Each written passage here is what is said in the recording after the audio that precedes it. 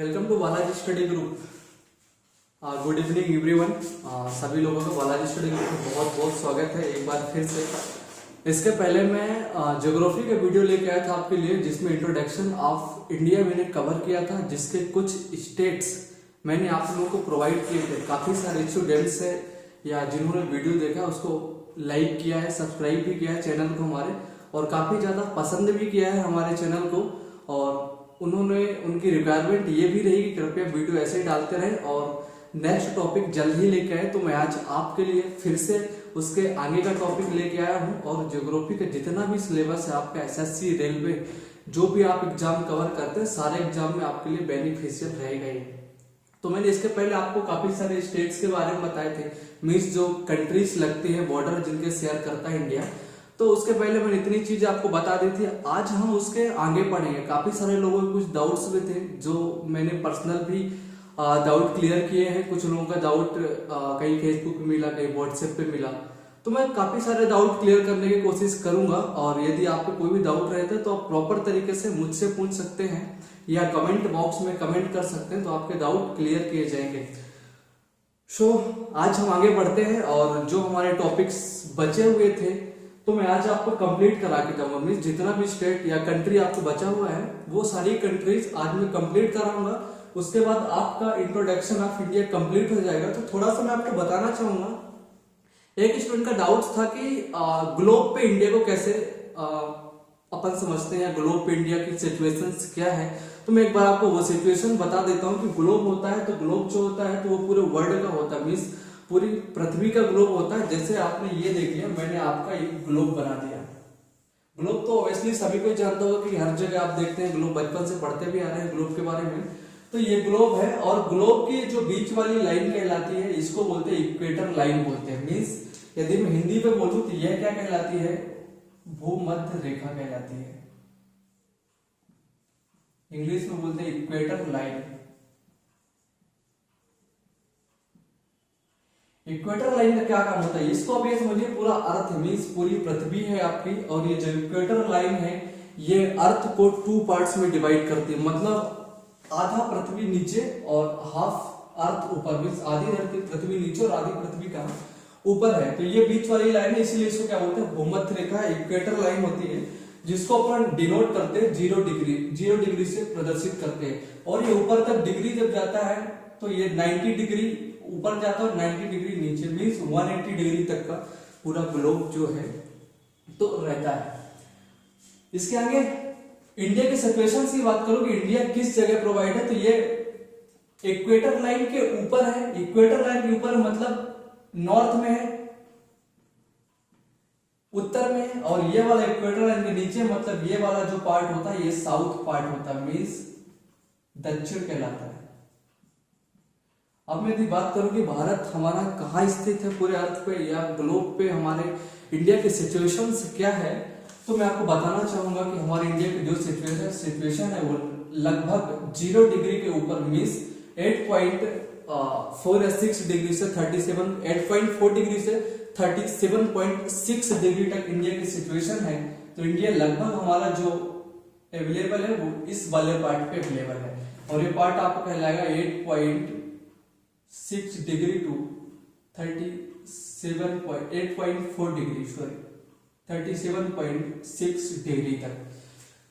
North में है तो नॉर्थ लेटीट्यूड बोलेंगे इसको, क्योंकि ये वाली लाइंस लेटीट्यूड कहलाती है, और जो खड़ी रेखाएं होती है हिंदी पे इसको बोलते हैं देशांतर रेखाएं। मीन्स यदि इंडिया के सिचुएशंस की बात में कोई पूछे आपकी भारत की ग्लोब में क्या स्थिति है, तो आप बताएंगे इंडिया हमारा जो है ग्लोब में उत्तरी गोलार्ध पर स्थित है। उत्तरी गोलार्ध मतलब ये इक्वेटर के ऊपर मतलब नॉर्थ पे है तो उत्तरी हो गया, और ये वाला पूरा पार्ट कहलाता है हेमिस्फीयर, मतलब इसको क्या बोलते हैं, गोलार्ध। तो भारत की जो स्थिति होगी वो क्या होगी, उत्तरी गोलार्ध। यदि ऑस्ट्रेलिया के बारे में पूछो तो आपको ऑस्ट्रेलिया इस एरिया पे लगभग सिचुएटेड है, तो ऑस्ट्रेलिया तो साउथ हेमिस्फीयर पे हो जाएगा, मीन्स दक्षिणी गोलार्ध में हो जाएगा। लेकिन भारत जो है भूमध्य रेखा के ऊपर स्थित है, तो भारत की जो सिचुएशन होगी क्या होगी कि भारत हमारा उत्तरी गोलार्ध पर स्थित है। यदि कोई आपसे पूछता है कि भारत की सिचुएशन ग्लोब पे कहाँ है, किस गोलार्ध पर, तो भारत उत्तरी गोलार्ध पर स्थित है। ये एक डाउट था किसी बच्चे का, तो मैंने क्लियर कर दिया है कि सिचुएशन क्या है, बहुत इंपॉर्टेंट ये जानना भी कि भारत की सिचुएशंस क्या है, तो आप इसको नोट कर लीजिएगा।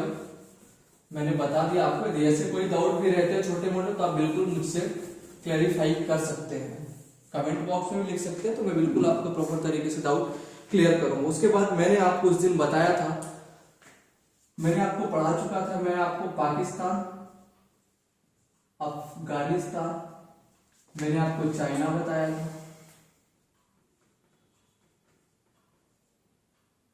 उसके बाद ये आपका नेपाल वाला एरिया था, तो मैंने आपको नेपाल भी कवर किया था। ये आपका जो पार्ट कहलाता है, ये कहलाता है भूटान।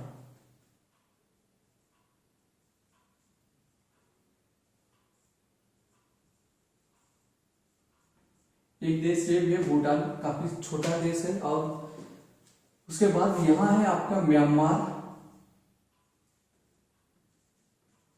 ये वाला एरिया म्यांमार का है। और ये आपका जो देश है ये है बांग्लादेश।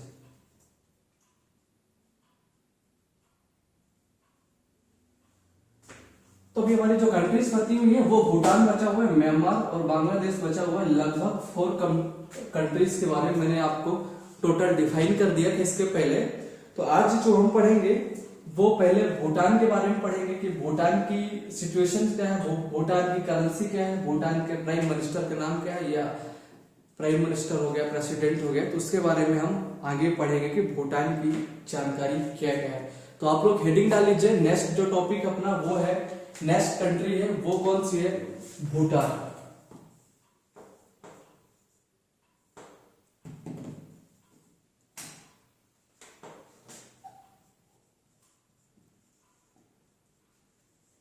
ये आपका नेक्स्ट टॉपिक है भूटान। भूटान से रिलेटेड पहली चीज, भूटान जो आपका है वो एक लैंडलॉक कंट्री होती है, लैंडलॉक कंट्री है। लैंडलॉक कंट्री का मतलब ये होता है कि यदि कोई ऐसा देश जो चारों तरफ से केवल देशों की सीमाएं से घिरा हो, तो उसे हम बोलते हैं लैंडलॉक कंट्री। हमारा इंडिया की बात करूं तो इंडिया लैंडलॉक कंट्री नहीं, क्योंकि इंडिया का बॉर्डर पानी के साथ भी लगता है। यदि किसी देश के बॉर्डर में पानी है, देश के चारों तरफ से कोई भी एक साइड पानी से भरा हुआ है, पानी से घिरा हुआ है, तो वो लैंडलॉक कंट्री नहीं कहलाएगा।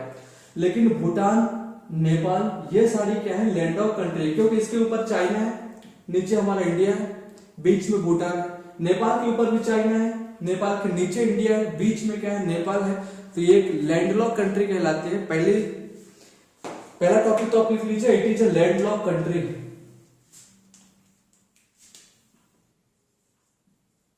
It is landlocked country.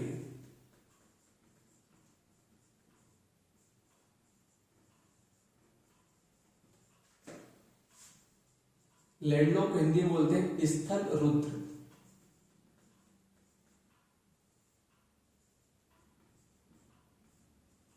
मैंने आपको लैंडलॉक के बारे में बता दिया कि लैंडलॉक कंट्री क्या होती है, ऐसा देश जो जिनकी सीमाएं चारों तरफ से केवल देशों के साथ लगी हुई या जिनकी स्थल सीमाएं लगती हैं, वो क्या कहलाता है, आपका लैंडलॉक कंट्री कहलाता है। और सेकंड बात और है, इसको एक आप और नाम दे सकते हैं, वो नाम आपका होगा इट इज बफर स्टेट।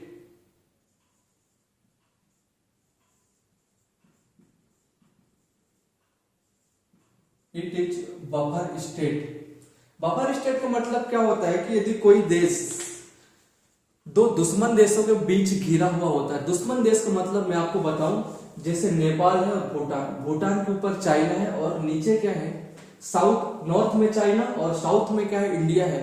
तो जब इंडिया और चाइना, तो आपको वैसे पता है कि दो दुश्मन देश हमेशा लड़ाई झगड़े काफी सारे एक्टिविटी होती रहती है। तो ये क्या कहलाएगा, उनके बीच में जो देश है वो बफर स्टेट कहलाएगा। मतलब जो देश दो दुश्मन देशों के बीच घिरा हुआ होता है वो कहलाता है आपका बफर स्टेट। तो यदि कोई प्रॉब्लम होती है तो सबसे ज्यादा प्रॉब्लम तो इन्हीं देशों को होगी, कंट्रीज को होगी, भूटान को होगी, नेपाल को होगी, क्योंकि बीच में है।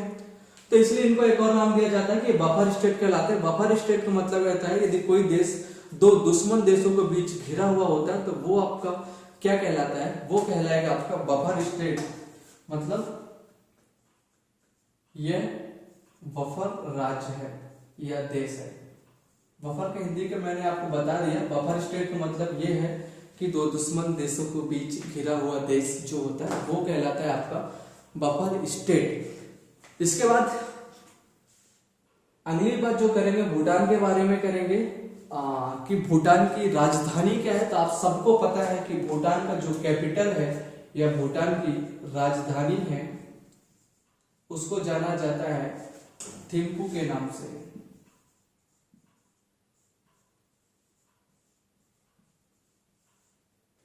थिम्पू ये है भूटान की राजधानी।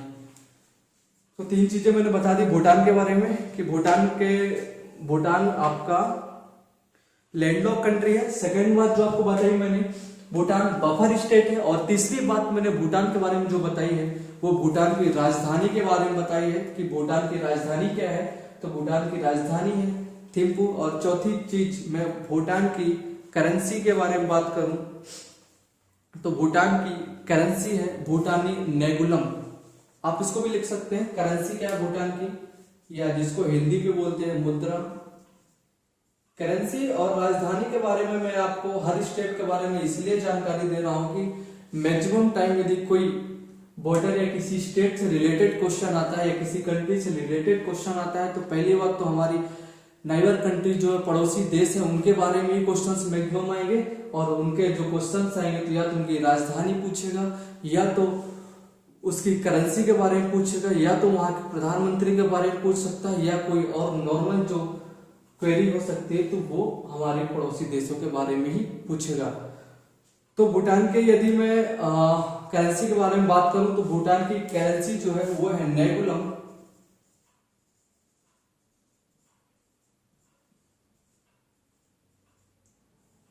भूटान की करेंसी है नेगुलम।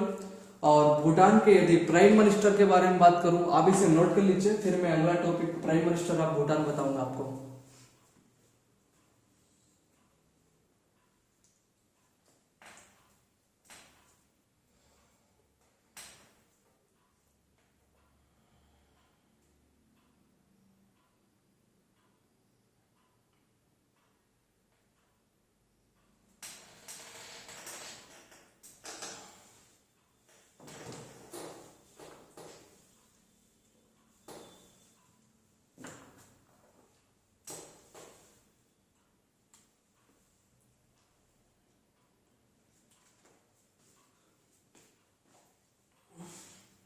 नोट कर लिया होगा आपने।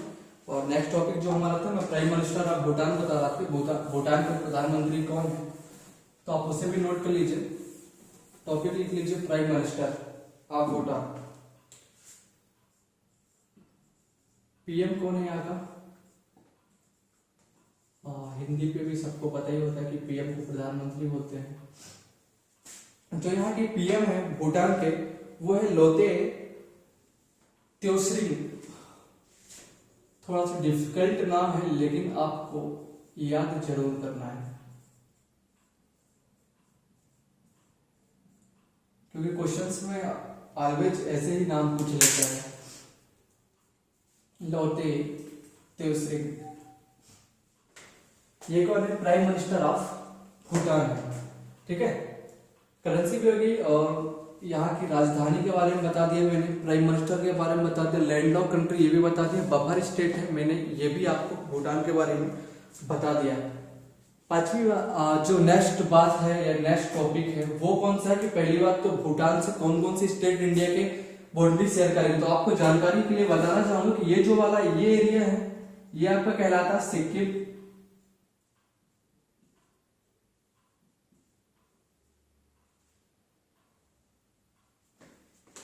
भूटान के बगल में जो ये है अरुणाचल प्रदेश। ठीक है, इसके नीचे है असम,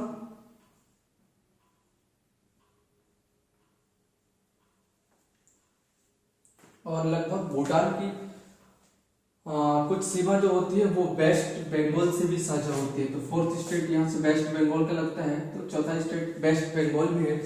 तो आप लिख लीजिए स्टेट के बारे में, लिख लीजिए कौन कौन सी स्टेट या राज्य जो है सीमा साझा करते हैं। तो पहला स्टेट आपका जो है वो है आपका सिक्किम,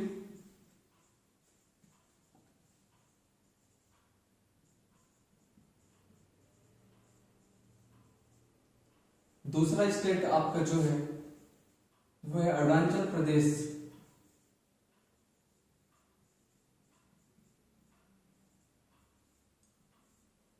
अरुणाचल प्रदेश। तीसरा स्टेट मैंने आपको बताया भूटान के नीचे जस्ट है असम। तो तीसरा स्टेट आपका हो जाएगा असम। और चौथा स्टेट जो होगा वो चौथा स्टेट आपका होगा वेस्ट बंगाल। वेस्ट बंगाल का मतलब पश्चिम बंगाल। तो भूटान के साथ 4 कंट्री जो है वो सीमा साझा करती हैं। भूटान के साथ 4 कंट्री मैंने आपको बता दी कौन कौन सी कंट्री है कि जो सीमा साझा करती हैं। सॉरी, स्टेट कौन कौन से सीमा साझा करते हैं। वो आपके स्टेट है सिक्किम, अरुणाचल प्रदेश, असम और वेस्ट बंगाल है जो आपके ये 4 स्टेट सीमा साझा करते हैं। और यदि एक चीज और भूल गया वो है आपका कि इसकी बाउंड्री भी लिख लीजिए कि टोटल स्टेट कितनी बाउंड्री शेयर करेंगे। तो ये सारे स्टेट मिलकर भूटान के साथ जो बाउंड्री शेयर करते हैं, टोटल बाउंड्री की बात करूं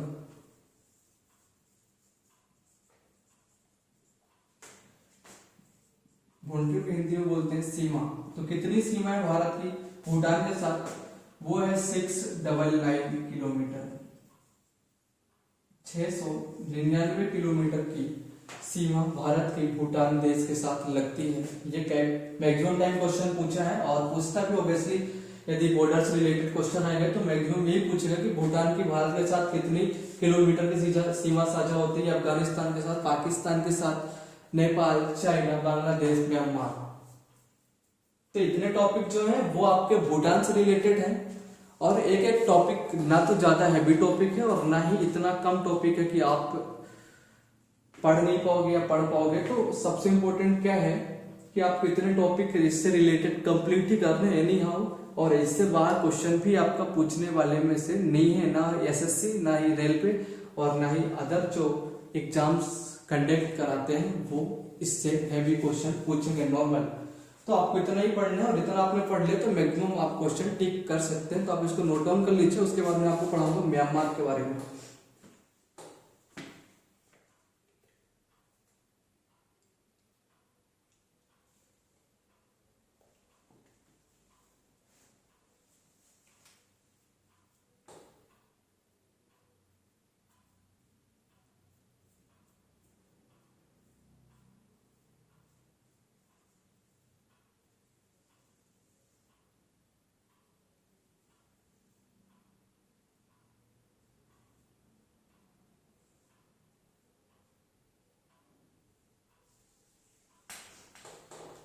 नोट डाउन कर लिया होगा। उसके बाद अगला आपका जो कंट्री है वो अगली कंट्री म्यांमार के बारे में बचाओ, जो कि लगभग 6 नंबर की कंट्री में आपको पढ़ा रहा हूँ।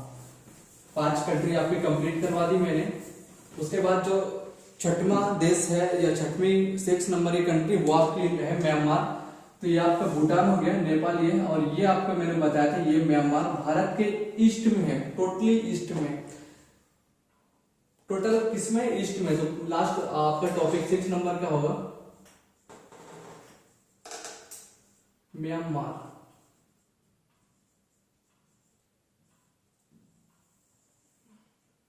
पहली बात, इसका ओल्ड नेम जो है म्यांमार का, वो पुराना नाम म्यांमार का है जिसको बर्मा के नाम से जाना जाता है। ओल्ड नेम क्या है इसका?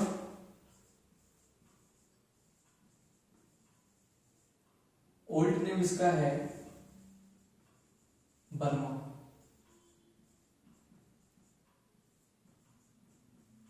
पुराना नाम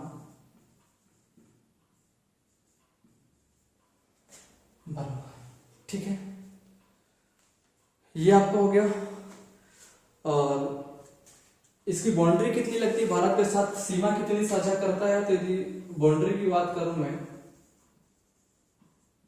तो 1643 किलोमीटर की बाउंड्री जो है वो किससे टच होती है?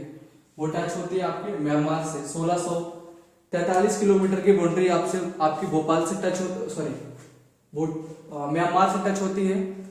कितनी? 1643 किलोमीटर की बाउंड्री। इसके बाद अगला टॉपिक जो है करेंसी की बात करूंगा, प्राइम मिनिस्टर की बात करूंगा कि यहाँ के प्राइम मिनिस्टर कौन है। पहले करेंसी लिख लेते हैं कि म्यांमार की करेंसी क्या है।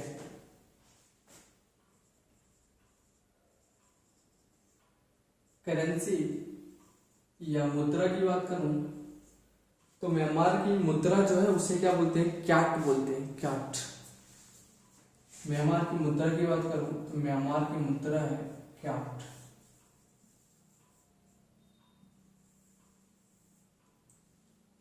ये आपका क्या हो गया, म्यांमार की मुद्रा हो गई। राजधानी की भी बात करूंगा क्योंकि राजधानी अपन नहीं लिखी है, म्यांमार की राजधानी क्या है, तो म्यांमार की राजधानी की बात करूं, कैपिटल की बात करूं तो उसकी कैपिटल है नैपीदा के नाम से जाना जाता है।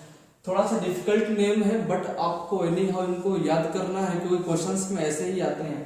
तो आपको राजधानी के बारे में, कैपिटल कौन सी है आपकी,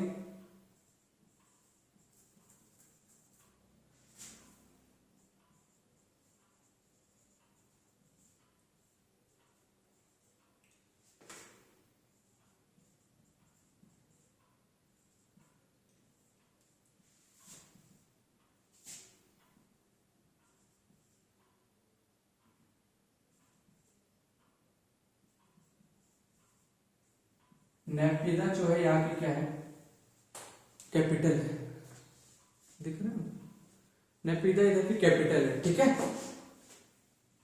करेंसी की बात होगी, कैपिटल की बात होगी। यहाँ के मैं प्रेसिडेंट की बात कर लेता हूँ कि प्रेसिडेंट कौन है, तो यहाँ के जो प्रेसिडेंट है वो है यू विन मिंट। प्रेसिडेंट की बात करूँ, यहाँ प्राइम मिनिस्टर नहीं है, यहाँ है प्रेसिडेंट। और जो प्रेसिडेंट है, प्रेसिडेंट को हिंदी में बोलते हैं राष्ट्रपति। तो जो यहाँ के राष्ट्रपति हैं वो है U B Myint, U V Myint. कौन है, यू बी मिंट, यहाँ के राष्ट्रपति हैं यू बी मिंट।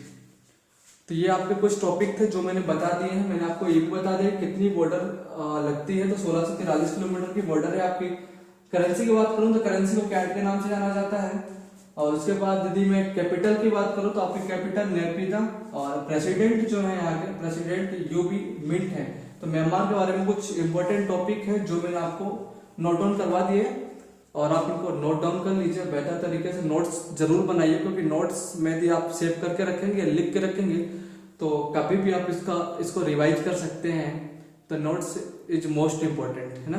तो नोट्स आपको बनाना ही है। और काफी बच्चों ने नोट्स सेंड भी किए तो बना के, तो अच्छा लगा देख के कि काफी बच्चे इस पे इंटरेस्टेड है, नोट्स वगैरह बना रहे हैं। तो आपके लिए बेहतर कि आप नोट्स बनाइए, नोट डाउन कर लीजिए इस टॉपिक को। इसके बाद मैं आपको लास्ट कंट्री के बारे में बताऊंगा जिसका नाम है बांग्लादेश।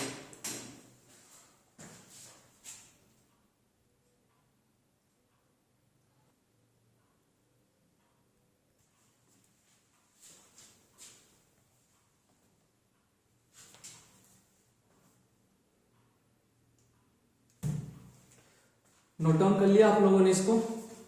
और इसका लास्ट जो आपकी कंट्री बची हुई है या 7th नंबर की कंट्री की बात करूं जो हमारी लैंड बाउंड्री से टच होती है इंडिया के, वो उसका नाम है बांग्लादेश।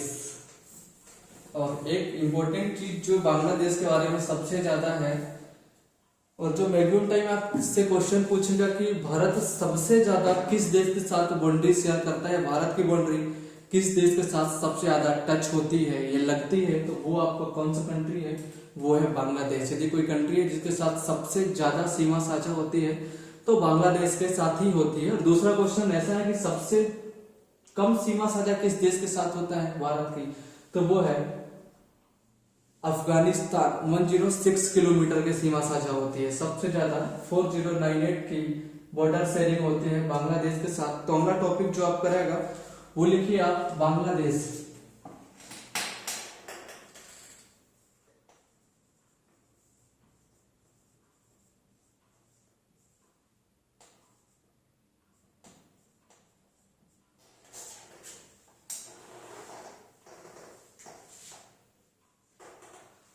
बांग्लादेश आपका अगला टॉपिक है, ठीक है। तो जो बांग्लादेश के साथ बाउंड्री शेयर होती है तो टोटल बाउंड्री जो इसकी है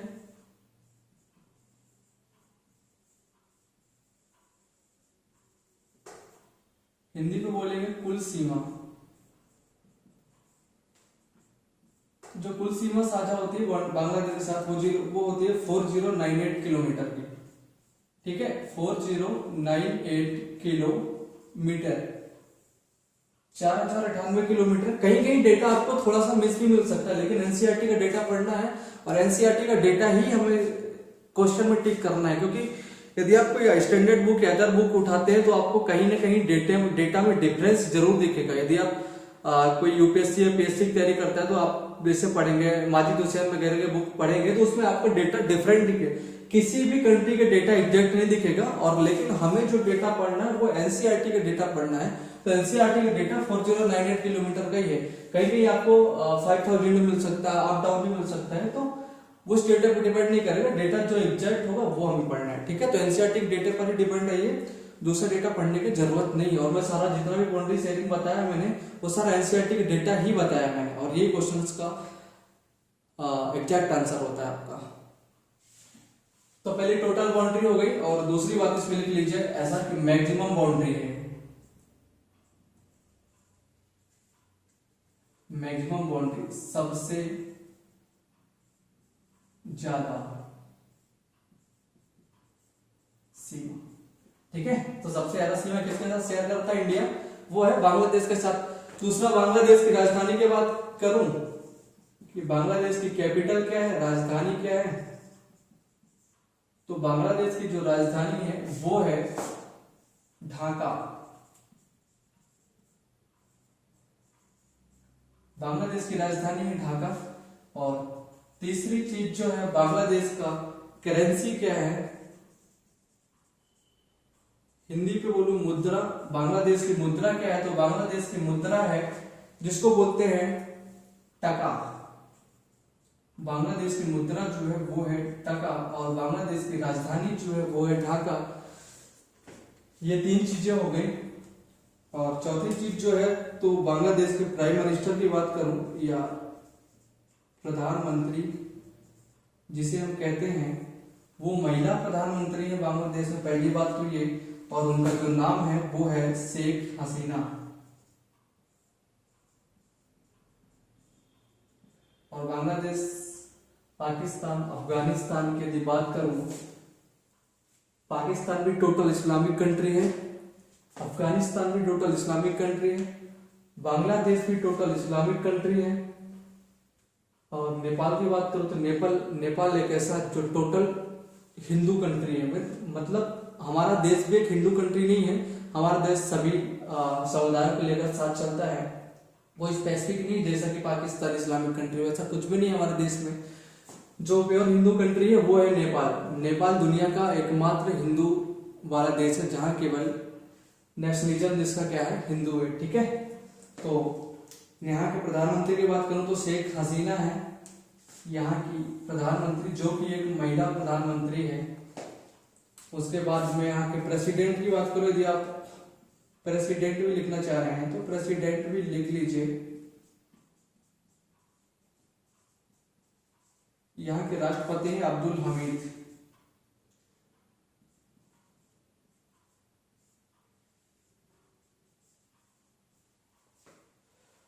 Abdul Hamid is the prime president of Bangladesh. Okay,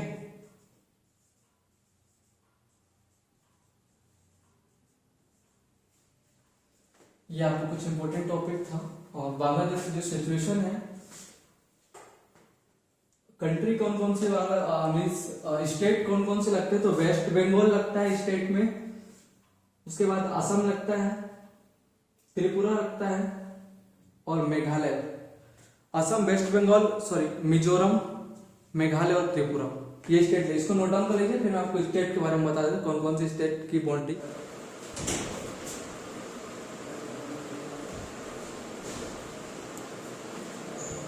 note down कर लीजिए सारे लोग प्रॉपर तरीके से नोट्स में अपने। उसके बाद इसके मैं स्टेट बता दूंगा कौन कौन से स्टेट टच होते हैं।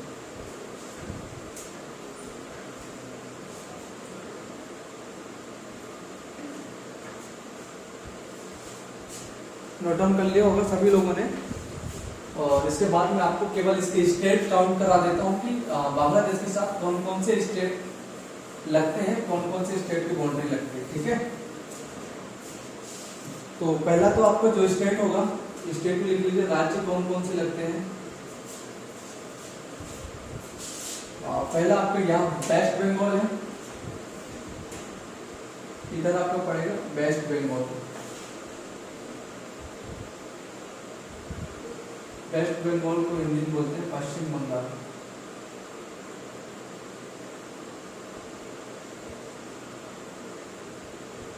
वेस्ट बंगाल के बाद आपका लगेगा असम। वेस्ट बंगाल के बाद कौन सा लगेगा,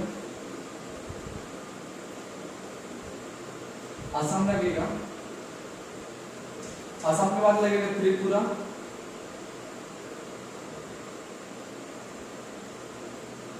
त्रिपुरा के बाद लगेगा मेघालय।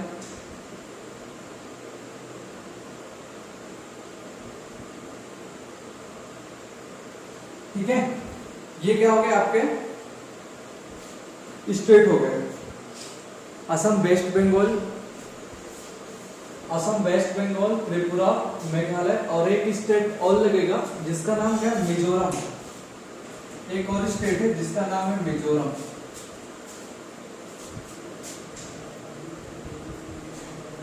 ठीक है, तो आपके कितने स्टेट लग गए, 1 2 3 4 5, 5 स्टेट लग गए आपके। किससे बाउंड्री टच करते हैं, वो करते हैं बांग्लादेश में। मैंने आपको बांग्लादेश के बारे में सारी जानकारी प्रोवाइड कर दी है, और इससे ज्यादा क्वेश्चंस में पूछता भी नहीं है, चाहे आप एसएससी हो, रेलवे हो, उसके इरेजर कोई भी गवर्नमेंट एग्जाम हो, इससे ज्यादा आपसे पूछने वाला नहीं है।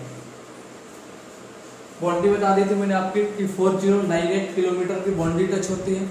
और कौन कौन से स्टेट है, वो स्टेट आपके कौन कौन से हैं, वेस्ट बंगाल, असम, त्रिपुरा, मेघालय और मिजोरम, ये आपके स्टेट लगते हैं। तो मैंने आज आपकी सारी चीजें कंप्लीट कर दी। मींस इंट्रोडक्शन ऑफ इंडिया से जितने भी क्वेश्चन बनते हैं स्टेट से, कंट्री से रिलेटेड कि कौन कौन सी कंट्री टच होती है, वो मैंने सारी कंट्री आज आपकी कंप्लीट करवा दी है। और जो भी कंट्री रिलेटेड क्वेश्चन होंगे वो ये रिलेटेड क्वेश्चन होंगे, और आपको सारा जितना भी डेटा है तैयार करना है। इससे ज्यादा क्वेश्चंस में नहीं पूछेगा इंट्रोडक्शन ऑफ इंडिया से। मैंने इंडिया की सिचुएशन भी बता दी, ग्लोब में या अर्थ में इंडिया की सिचुएशन कहाँ है या कौन से गोलार्ध में स्थित है। तो इंडिया हमारा उत्तरी गोलार्ध में स्थित है, मीन्स नॉर्थ हेमिस्फीयर पे स्थित है। आप इसे नोट डाउन कर लीजिए। और आज की क्लास के लिए फिलहाल इतना ही। जब अगला टॉपिक लेके आऊंगा तो मैं अगला टॉपिक स्टार्ट करवाऊंगा इंडिया का ड्रेनेज सिस्टम, मीन्स हम नदियों के बारे में पढ़ेंगे। मीन्स इंडस रिवर सिस्टम हो गया, उसका अलग से टॉपिक होगा। गंगा रिवर सिस्टम का अलग से होगा। साउथ इंडिया की जितनी भी रिवर्स होंगी उनका अलग से पूरा टॉपिक कंप्लीट कराऊंगा मैं।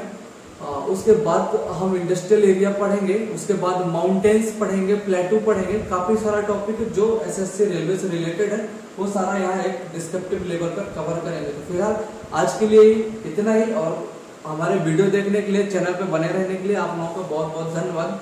चैनल को सब्सक्राइब जरूर करें, और जितना ज़्यादा से ज़्यादा हो सके हमारे चैनल को शेयर करें, और अपने दोस्तों को भी बताएं कि ऑनलाइन प्लेटफॉर्म में आप फ्री ऑफ कॉस्ट प्रॉपर तरीके से गवर्नमेंट जॉब की तैयारी कर सकते हैं। सो आज के लिए थैंक यू सो मच। जय हिंद एवरीवन।